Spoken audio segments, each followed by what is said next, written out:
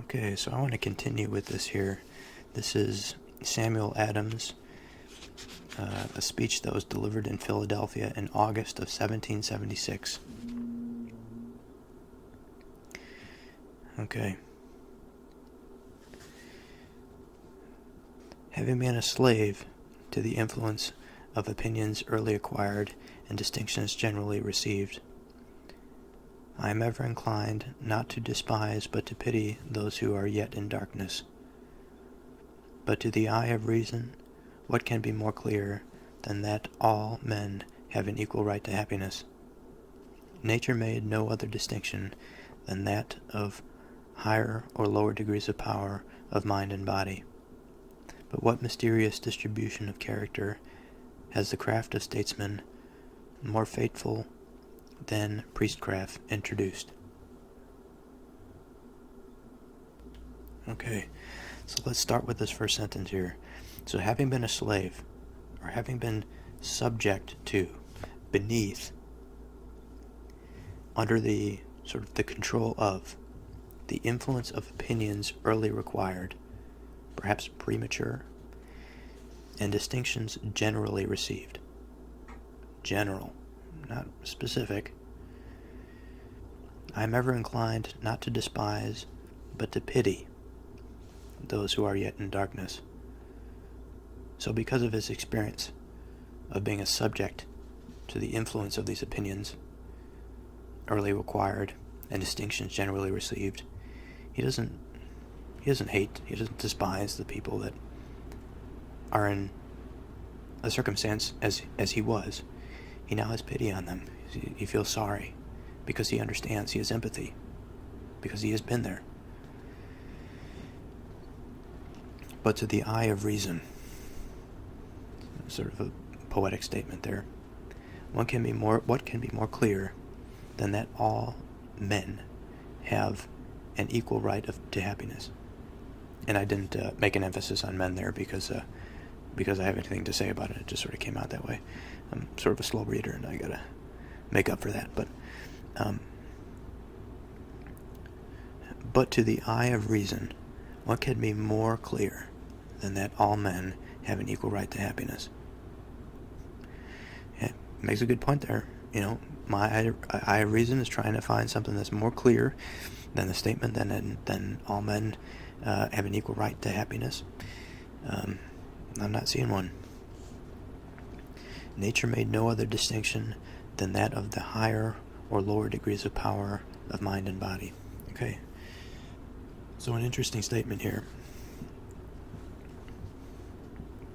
Let's see what we can make of it.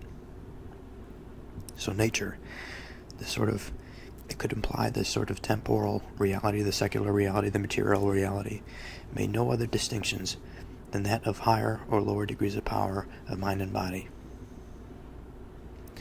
But what mysterious distribution of character has the craft of statesman, and more fatal than priestcraft, introduced?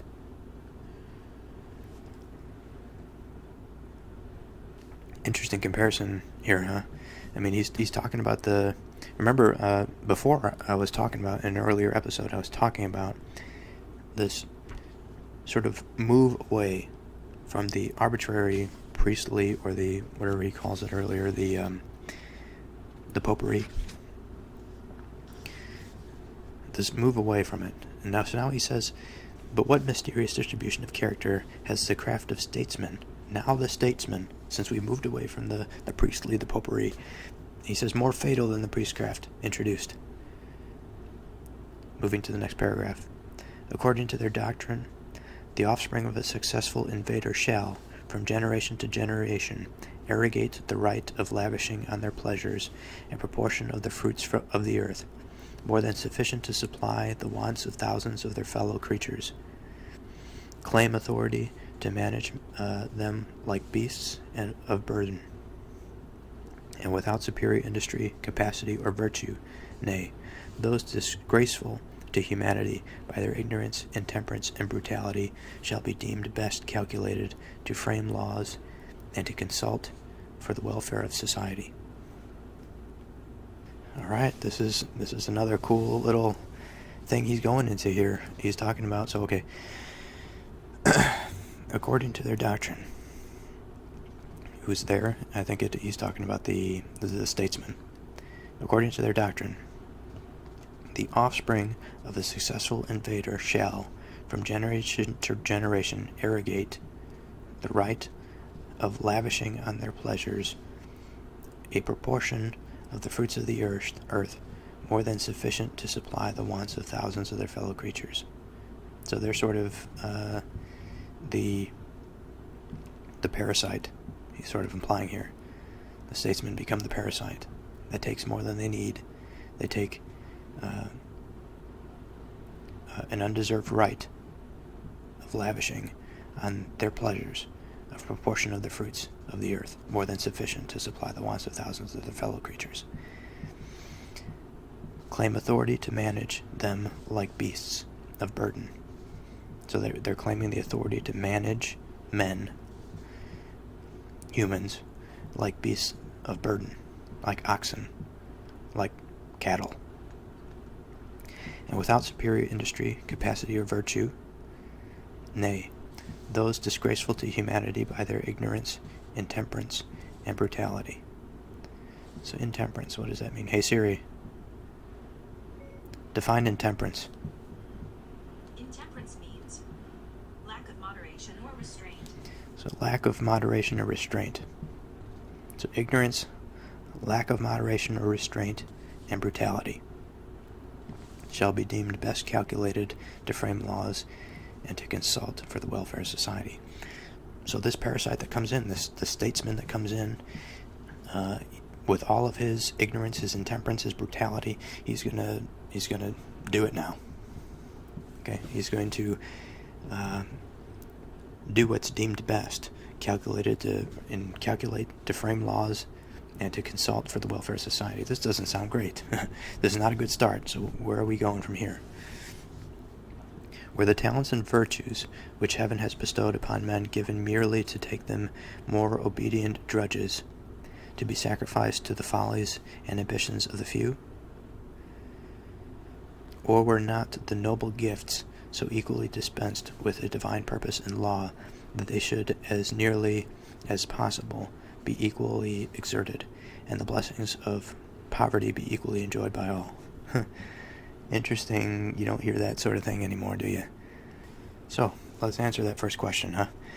So he says, were the talents and virtues which heaven had bestowed upon men given merely to make them more obedient drudges, to be sacrificed to the follies and ambitions of the few? No, because you would think that the talents and virtues of heaven that have bestowed something to man would be more than to make them obedient slaves, to be sacrificed to the follies of the ambitious and ambitions of the few. Okay, so sort of a backhanded comment there by Mr. Adams. Are we not the noble gifts so equally dispensed with a divine purpose and law that they should, as nearly as possible, be equally exerted, and the blessings of poverty be equally enjoyed by all? So, sort of beautiful, huh? I mean, it's an interesting thing to call it the blessings of poverty. It certainly implies a trade, because now, we're not to be ruled by and sacrificed to, like you said, to the follies and ambitions of the few. Now we all receive the noble gift so equally dispensed with the divine purpose and the law that they should, as nearly as possible, be equally exerted, and the blessings of poverty be equally enjoyed.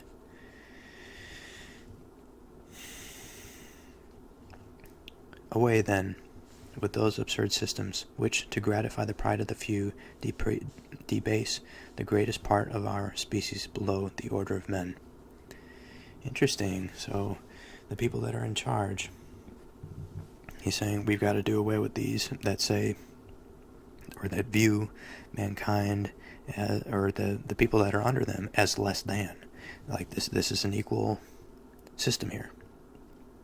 Now we'll get into what equality is, I suppose, but we've sort of been getting hints of it.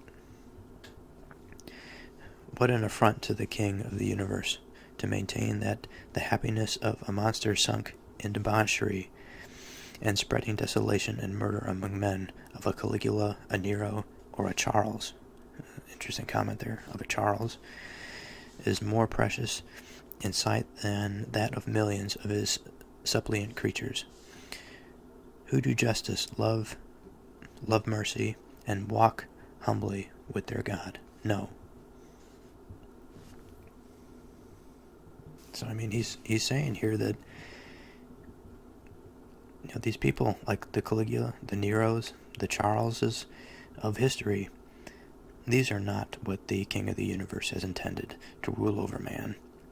The people that are the monsters, that become monsters, and they sunk so low in debauchery, and they spread desolation and murder among men. Yeah, this is not it. So he says, no, in the judgment of heaven there is no other superiority among men than superiority in wisdom and virtue. Fine statement there. And can we have a safer model in forming ours? The deity, then, has not given any order or family of men authority over others.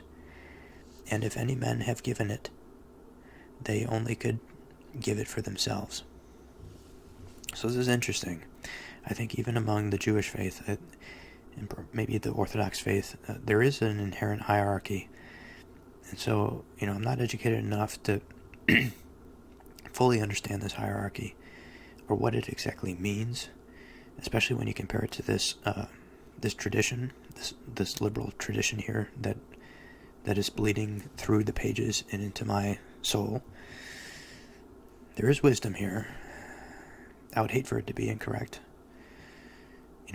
Maybe that's something for us to explore later, but an interesting observation of this hierarchy, of this denial, in the case of Sam Adams is making here, against the arbitrary authority. In my mind, I think of the French Revolution, again, something about the denial of arbitrary priestly authority, and then, of course, what happened to the French in the 19th century. They fell into despotism under Napoleon, who tried to take over Europe.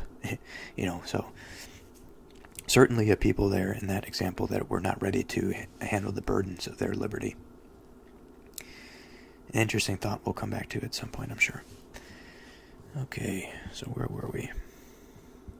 Our forefathers, it is said, consented to be subject of the laws of Great Britain. I will not at present dispute it, nor mark out the limits and conditions of their submissions. But it will be denied that they contracted to pay obedience and to be under the control of Great Britain, because it appeared to them most beneficial in their then present circumstances and situations. So that's the question. I know my terrible reading probably doesn't make it seem that way, but I'll reread it here. I will not at present dispute it, nor mark out the limitations and conditions of their submission, but it will be denied that they contracted to pay obedience. But will it be denied that they contracted to pay obedience and to be under the control of Great Britain, because it appeared to them most beneficial in their then present circumstances and situations? So, obviously the answer is no. We, my countrymen, have the same right to consult and provide for our happiness which they had to promote theirs. If they had a view of posterity in their contracts, it must have been to advance the felicity of their descendants. Alright, so felicity means intense happiness. So, again, if they had a view of posterity in their contracts, it must have been to advance the extreme happiness or felicity of their descendants. If they erred in their expectations and prospects, we can never be condemned for a conduct which they would have recommended, had but they foreseen our present condition. Okay. So it seems that Mr. Adams is making a case here for the progression of humanity, essentially, of man and how he is, what his relationship should be to the institutions that are above him, in a sense. The thing, of course, I'm not speaking temporally here, I'm not speaking materially. This is the soul of man as it relates to the soul of the state, the soul of the collective. What is that relationship? And so he says, if they had a view to posterity in their contracts, it must have been to advance the felicity of their descendants. If they had erred in their expectations and prospects, we can never be condemned for a conduct which they would have recommended, but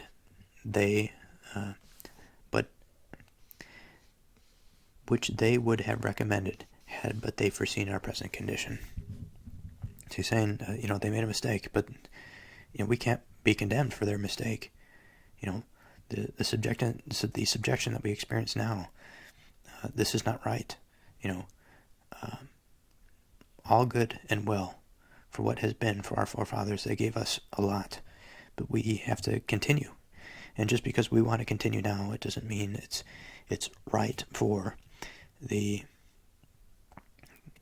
Charles to subject us to this state, to push us into a state of despotism.